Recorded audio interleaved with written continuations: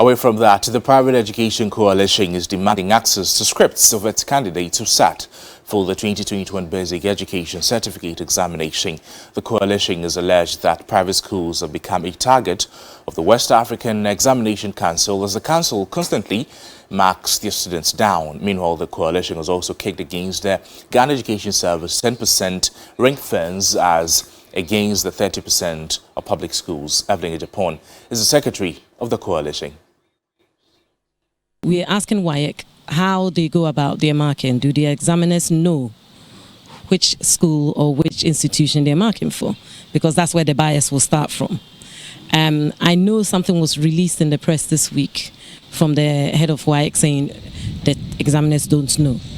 So we then want to know the root of where this so-called undermarking is coming from.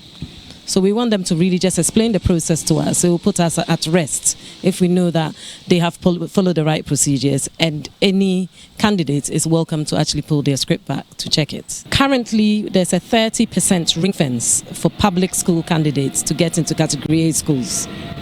He said that 90% was their preferred number, which means only 10% is left for private schools.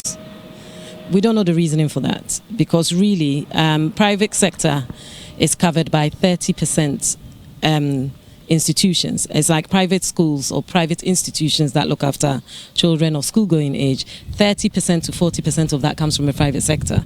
So even if you want to use that as your yardstick, then it shouldn't be 90% and 10%. And it's not constitutional. Every child has a right to a public education.